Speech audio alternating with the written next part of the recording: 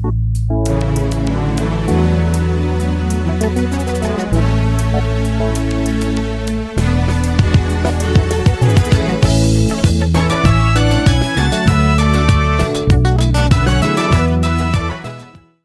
téléspectateurs, vous tous qui nous suivez sur votre petit écran, nous vous saluons au nom du Seigneur Jésus. Nous sommes contents de vous avoir très nombreux devant votre petit écran pour suivre votre émission préférée, Apprends-nous à prier.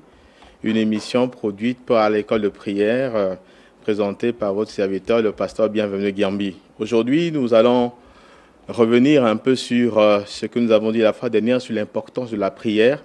La prière qui est l'expression de l'intimité avec Dieu.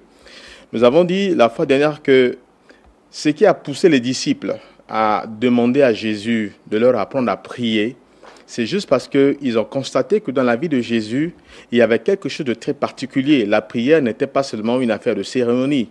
La prière n'était pas seulement un cérémonial, mais la prière était un style de vie, c'était un style de vie, une manière de vivre. Et qu'est-ce qu'ils ont découvert dans la vie de Jésus? Ils ont compris que la prière dans la vie de Jésus était l'expression de son intimité avec Dieu. Voilà pourquoi nous avons dit que prier, c'est dialoguer avec Dieu, c'est parler avec Dieu. Dieu nous parle par sa parole et nous parlons à Dieu par la prière. Voilà pourquoi nous voulons insister sur le fait qu'il est important que nous puissions donc développer notre intimité personnelle avec Dieu. Nous devons développer une intimité parce que une amitié, effectivement, commence, elle se poursuit. Et pour qu'elle se poursuive, il faudrait bien que les deux personnes qui vivent en intimité, qui puissent apprendre à se connaître. Voilà pourquoi il est important de savoir que quand nous commençons à vivre avec Dieu, il est important que nous puissions donc le connaître. Il est important que nous puissions savoir qui il est. Il est important que nous puissions connaître donc sa nature. Voilà pourquoi il est important de pouvoir le connaître. Et le meilleur moyen de le connaître, ce n'est rien d'autre que sa parole. Et il est écrit dans la parole de Dieu qu'il est bon pour un enfant de Dieu d'avoir du temps, effectivement, pour sa parole. Comme nous l'avons souligné la fois dernière, le psaume chapitre 1, verset 1 à 3 dit « Heureux l'homme qui ne marche pas selon le conseil de méchants, qui ne s'arrête pas sur la voie des pécheurs, mais qui ne s'assied pas accompagné de mon corps, mais qui trouve son plaisir dans la loi de l'Éternel et qui la médite nuit et jour. » Voilà pourquoi Dieu insiste. Ce n'est pas pour lui... Pour lui, ce n'est pas seulement une affaire de nous donner ce que nous désirons, mais pour lui, non seulement ça fait plaisir pour lui effectivement de donner, mais il a plus qu'à nous donner. Il a des valeurs à nous communiquer. Il veut nous communiquer sa vie, il veut nous communiquer sa pensée, il veut nous communiquer son style de vie. Voilà pourquoi nous voulons vraiment insister sur l'importance donc de pouvoir développer notre intimité avec Dieu, de développer notre communion avec Dieu. Parce que c'est par ce moyen justement que nos prières peuvent être efficaces. Aujourd'hui, nous voulons traiter sur un thème qui concerne les obstacles à la prière. Pourquoi est-ce que, justement, beaucoup de nos prières ne sont pas exaucées? Et le premier point que nous allons aborder, c'est justement quand nous n'avons pas d'intérêt pour la parole de Dieu. La Bible dit, dans Proverbes chapitre 28, verset 9, il est écrit « Si quelqu'un détourne l'oreille pour ne pas écouter la loi, sa prière même est une abomination. » Ce verset nous montre que si nous n'avons pas d'intérêt pour la parole de Dieu, si nous n'avons pas le temps de méditer la parole de Dieu, si nous n'avons pas le temps de pouvoir plonger nos regards dans la parole de Dieu, la Bible dit que nos prières n'ont pas de valeur devant Dieu. Nos prières même, c'est comme une abomination. C'est quelque chose que Dieu déteste. Pourquoi? Parce que c'est la parole de Dieu qui nous montre comment est-ce que Dieu nous exauce. La parole de Dieu nous montre comment est-ce que nous pouvons nous faire exaucer. La parole de Dieu nous montre des témoignages, nous parle de beaucoup de personnes qui ont prié et qui ont vu leur prière être exaucée pour la simple raison qu'ils savaient comment justement présenter leur demande à Dieu. Et c'est comment-là nous est présenté dans la parole de Dieu. Voilà pourquoi, quand Dieu insiste sur l'importance de méditer sa parole, sur l'importance de lire sa parole, sur l'importance de le chercher dans sa parole, parce qu'il dit, vous me chercherez et vous me trouverez si vous me cherchez de tout votre cœur.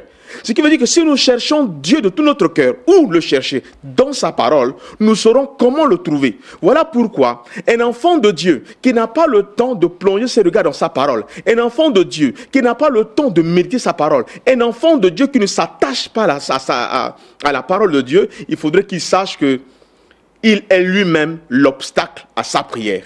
Et donc nous insistons sur le fait que quand quelqu'un détourne ses oreilles pour ne pas écouter la loi, Dieu dit que même sa prière est une abomination. Donc, nous encourageons les enfants de Dieu à trouver du temps pour sa parole. Nous encourageons les enfants de Dieu à avoir du temps. Nous avons souvent le temps, quand nous nous réveillons le matin, nous avons beaucoup d'obligations. On se lève, on fait 1001 choses, mais ce qui est là, c'est que nous n'avons pas le temps d'inclure le temps de méditation de la parole de Dieu dans notre programme au quotidien. Voyez? Et nous sommes surpris que nos prières ne sont pas exaucées. Et voilà pourquoi Dieu insiste. Dieu insiste sur l'importance que nous devons donner à sa parole. Donc voilà la première raison que nous pouvons donner, la raison pour laquelle Dieu ne nous exauce pas. La deuxième raison pour laquelle nos prières ne sont pas exaucées, nous lisons ça dans Jean chapitre 15, le verset 16. Voilà ce qui est écrit. La Bible dit ceci: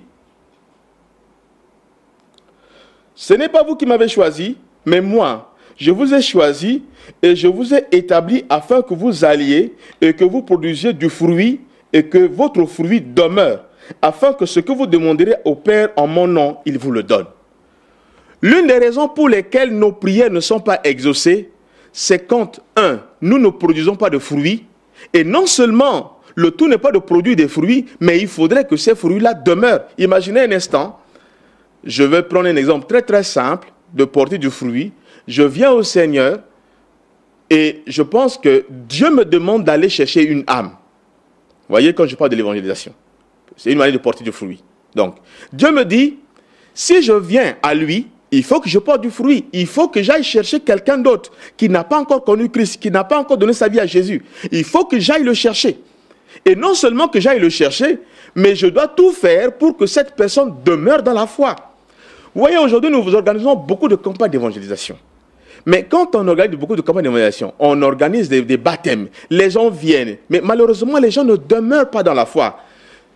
Je dis qu'il y a une différence entre être dans l'église et demeurer dans la foi. Même si être dans l'église nous permet effectivement de pouvoir demeurer dans la foi, mais je dis qu'il y a une grande différence. Parce qu'il y a des gens qui sont dans l'église, mais qui ne sont pas dans la foi. Voilà pourquoi Dieu nous encourage à porter du fruit depuis que tu es venu au Seigneur. Combien de personnes tu as gagnées? Combien de personnes tu as amenées au Seigneur?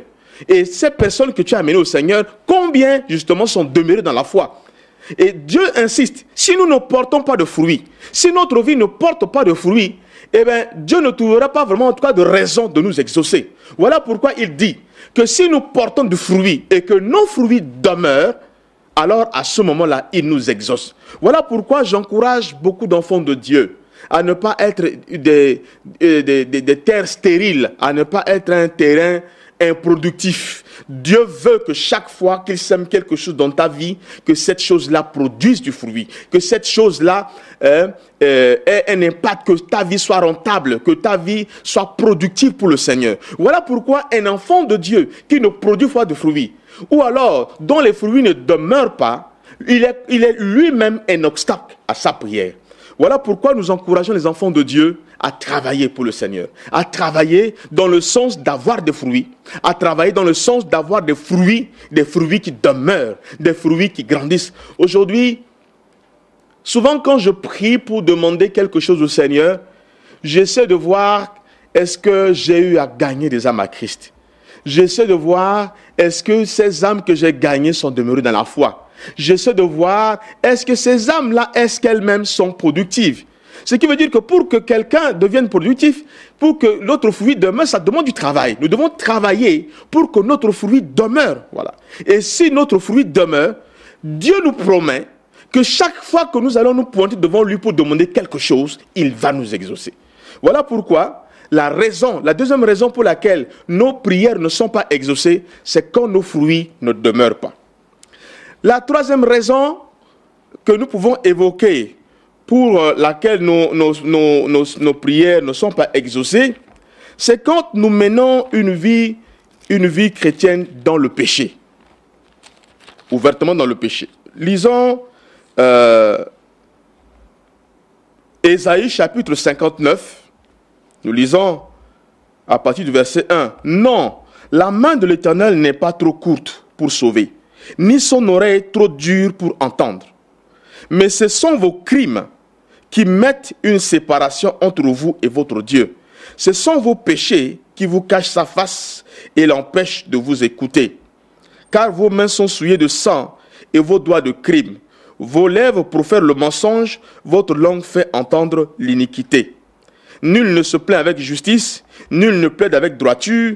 Ils s'appuient sur des choses vaines et disent des faussetés. Ils conçoivent le mal et enfantent le crime. Voyez les amis, juste ces quelques versets nous montrent que quand un enfant de Dieu vit ouvertement dans le péché, s'il ne combat pas le péché dans sa vie, il est lui-même un obstacle à sa prière. La Bible dit ici que ce sont nos crimes qui mettent une séparation entre nous et notre Dieu. Ce sont nos péchés qui nous cachent sa face et l'empêchent de nous entendre. Voilà pourquoi nous encourageons les enfants de Dieu. Si nous voulons nous faire exaucer, nous devons combattre le péché dans notre vie. Vous savez, j'aime souvent donner cette image que un cochon, quand il est dans la boue, il est à l'aise de vivre dans la boue. Il est content de vivre dans la boue. Mais un homme normal, chaque fois quand tu marcheras et que par mégarde, tu arrives à tomber dans la boue, ben, ça ne te fait pas plaisir. Au contraire, ça te gêne. Tu vas te presser pour nettoyer cette saleté parce que, effectivement, tu ne peux pas te sentir à l'aise avec la boue aux pieds.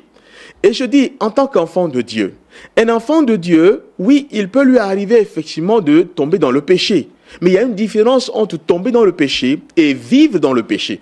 Quand on est dans le péché et quand on le cautionne, quand on le justifie, quand on y trouve un plaisir en disant, bon voilà, je vis avec un tel homme, même si effectivement cette manière de vivre avec cet homme, ce n'est pas vraiment correct, ce n'est pas conforme à la parole de Dieu, mais donc, non, c'est à cause de lui vraiment que j'ai un petit savant, c'est à cause de lui que j'ai ceci.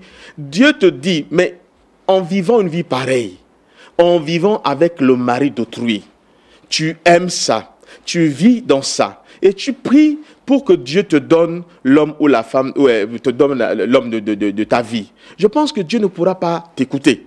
Voyez, c'est un exemple que je donne, que quand nous vivons ouvertement dans le péché, quand nous nous attachons au mal, quand nous justifions le mal, quand nous ne voulons pas nous débarrasser du mal, nous-mêmes, nous constituons un obstacle à l'exaucement de nos prières.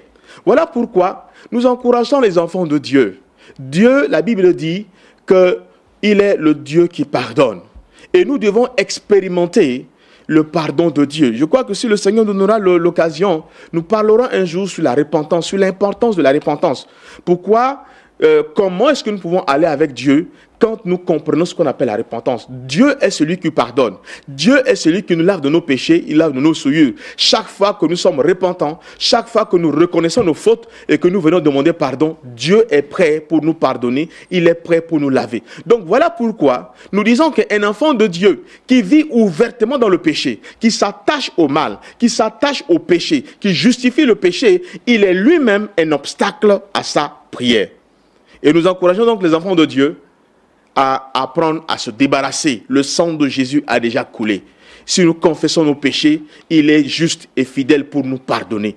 Et il veut nous encourager à sortir du péché. Donc, la troisième raison pour laquelle nos péchés ne sont pas exaucés, c'est quand nous vivons ouvertement dans le mal. L'une des raisons pour lesquelles nos prières ne sont pas exaucées, c'est par rapport à l'état de la relation entre mari et femme. La Bible nous dit, dans 1 Pierre, chapitre 3, verset 7, et ça, je voudrais justement parler au mari. 1 Pierre, chapitre 3, verset 7, voilà ce qui est écrit.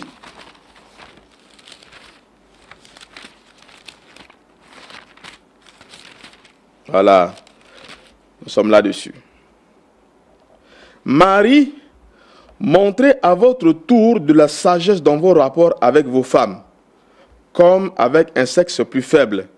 Honorez-les comme devant aussi hériter avec vous de la grâce de la vie, qu'il en soit ainsi, afin que rien ne vienne faire obstacle à vos prières. Amen. Il est important, les amis, que dans le couple, que l'homme et la femme puissent apprendre à se respecter mutuellement. La Bible dit ici que les hommes, que les maris, qu'ils fassent preuve de sagesse dans leur relation avec leurs épouses.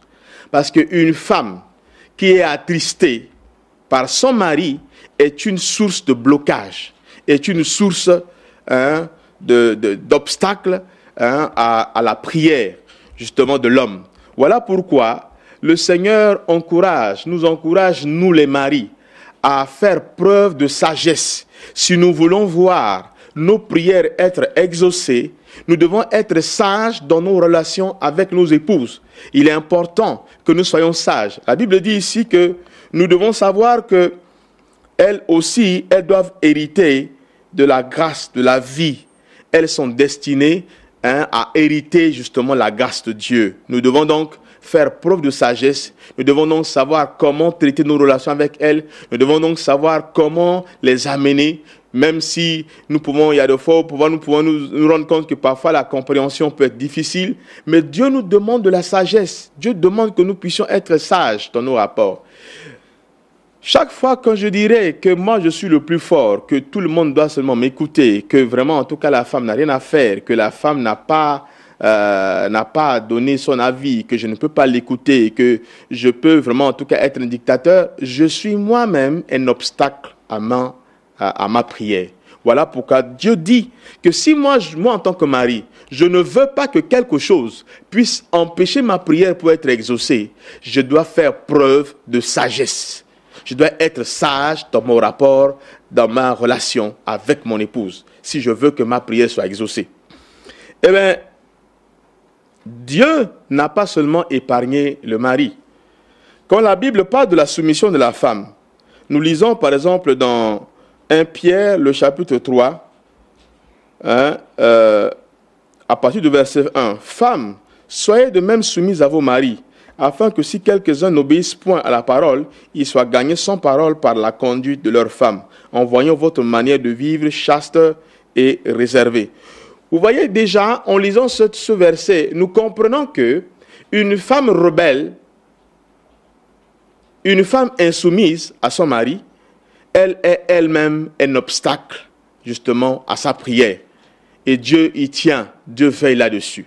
Voilà pourquoi, si l'homme et la femme ont des rapports de respect l'un vis-à-vis de l'autre, savent comment gérer leurs relations, je crois que conformément à la parole de Dieu, ils peuvent marcher dans la communion, ils peuvent marcher dans l'unité et cela peut les amener à être exaucés dans leurs demandes. Voilà pourquoi nous encourageons les maris à ne pas être des dictateurs.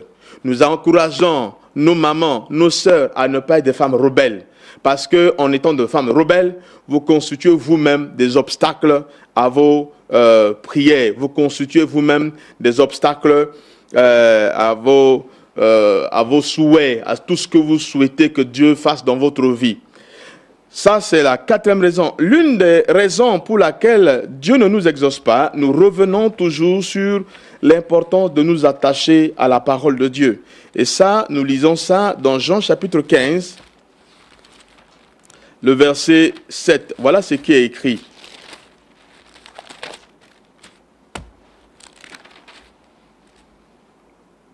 Si vous demeurez en moi et que mes paroles demeurent en vous, demandez ce que vous voudrez et cela vous sera accordé.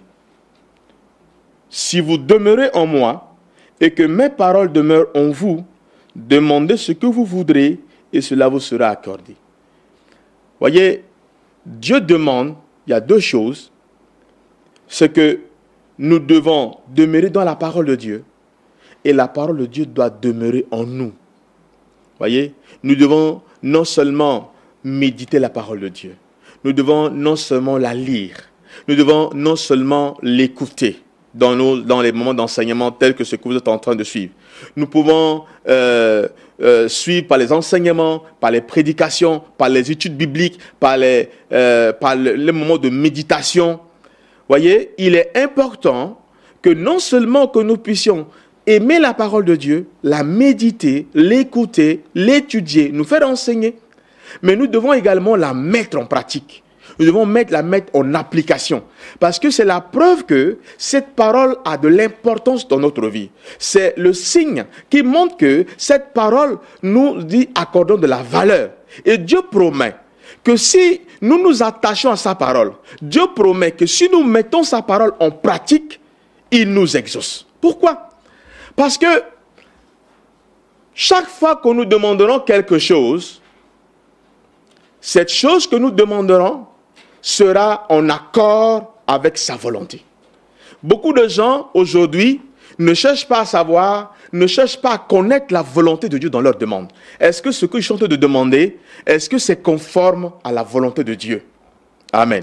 Voilà pourquoi nous insistons sur l'importance de méditer la parole de Dieu, sur l'importance d'être enseigné, sur l'importance d'écouter la parole, sur l'importance de nous attacher.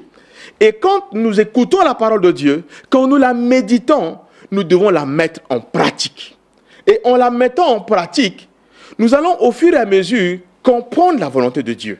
Et par anticipation, nous pouvons savoir ce que lui, il veut et ce que lui, il ne veut pas. Un jour, je discutais avec une sœur. Elle était en train de prier pour que Dieu lui donne un mari. Et cette sœur-là me dit, mon frère, n'est-ce pas que Dieu a dit, fais de l'Éternel tes délices et il te donnera ce que ton cœur désire. Et je lui ai dit que nous devons savoir que Dieu ne peut nous donner de désirer que ce que lui, il désire. Pourquoi je dis ça? Parce qu'en fait, la sœur était en train de prier pour un homme qu'elle voulait épouser. Elle ne cherchait pas à savoir est-ce que cet homme était converti ou pas. Alors que Dieu demande que quand on est enfant de Dieu, nous devons prier pour que Dieu nous accorde un enfant de Dieu. Parce que sa volonté, c'est un enfant de Dieu. Or, cette sœur, elle était en train d'avoir des regards sur un païen. Et elle tenait à ce que Dieu l'exauce. Elle tenait à ce que Dieu accomplisse ce que j'appelle ses caprices en fait. Elle n'était pas prête à faire la volonté de Dieu. Parce que pour elle, faire la volonté de Dieu, c'est aller à l'église, comme c'était une choriste, c'est chanter à la chorale. Faire la volonté de Dieu pour elle, c'était d'aller à la prière. Voyez? Et cette mauvaise compréhension de la volonté de Dieu a fait qu'elle était en train de prier pour demander quelque chose que Dieu n'agréait pas. C'était ses convoitises en fait. Parce que c'est un homme effectivement qui avait les moyens, il avait les ressources. Et elle ne cherchait pas à savoir est-ce que Dieu était dans la vie de cette personne. Or, le Seigneur nous recommande, sa volonté est que nous puissions aller faire nos choix parmi les enfants de Dieu. Voilà pourquoi, quand j'écoute la parole de Dieu et que j'obéis à cette parole, Dieu est prêt à m'accorder ce que je désire, parce que ce que je veux désirer sera conforme justement à sa parole, sera conforme à sa volonté. Voilà pourquoi les amis, beaucoup d'enfants de Dieu sont des obstacles à l'exaucement de leurs prières. Et nous encourageons donc tous ceux qui nous suivent à méditer la parole, à écouter la parole et à la mettre en pratique, à faire justement ce que cette parole demande, parce que ce que la parole de Dieu nous demande sera toujours en accord avec sa volonté. Et nous devons donc être prêts justement à faire cette volonté, parce que Dieu nous promet que si cette parole demeure en nous, que si nous prenons cette parole comme notre joie, que si nous sommes prêts à obéir à cette parole, il va nous accorder ce que notre cœur désire. Donc, nous avons l'occasion justement de vous partager ces différents quelques points que nous rappelons rapidement qu'il est important que nous puissions nous attacher à la parole, parce que le manque d'attachement à la parole de Dieu est un obstacle, et que si nous devons écouter la parole de Dieu, nous devons la méditer, nous devons la mettre en application. Et parce que c'est une des raisons pour lesquelles nous devons être exaucés. Nous avons dit tout à l'heure que les relations difficiles entre mari et femme peuvent constituer effectivement des sources de blocage. Nous avons dit qu'un enfant de Dieu qui vit ouvertement dans le péché est lui-même un obstacle à sa vie de prière. Donc voilà quelques éléments que nous rappelons rapidement sur ce point que nous avons traité aujourd'hui. Pourquoi? Pour la simple raison que tous ces éléments sont portés sur un élément essentiel qui est l'importance d'avoir une intimité avec Dieu. Parce que si nous aimons Dieu, si nous l'aimons vraiment, nous allons chercher à faire ce qu'il nous demande de faire. Nous allons chercher à aimer ce qu'il aime. Nous allons également détester ce qu'il déteste. Et ce n'est que normal, ce n'est que conséquence normale qu'il puisse donc répondre à nos prières. Et nous estimons qu'avec ces quelques éléments, vous allez élever à Dieu des prières efficaces et vous aurez l'occasion de vous faire exaucer. Parce que je rappelle que ce n'est pas dans la volonté de Dieu que nous puissions moisir avec des désirs non exaucés. Dieu veut répondre à nos prières. Je dis toujours que Dieu est le meilleur président de la République, le meilleur ministre, le meilleur DG. Chaque fois qu'une demande est partie dans son parapheur, cette demande-là va toujours ressortir avec une réponse. Et si cette réponse-là ne revient pas, si cette réponse-là ne nous convient pas, si cette réponse-là ne nous est pas donnée, c'est pour la simple raison que quelque part, nous n'avons pas rempli les conditions que Dieu demande pour que nous soyons exaucés. Et je prie que ces quelques éléments vous aident à vous faire exaucer efficacement. Et que le Seigneur vous bénisse et que vous soyez toujours exaucés dans vos demandes. Amen.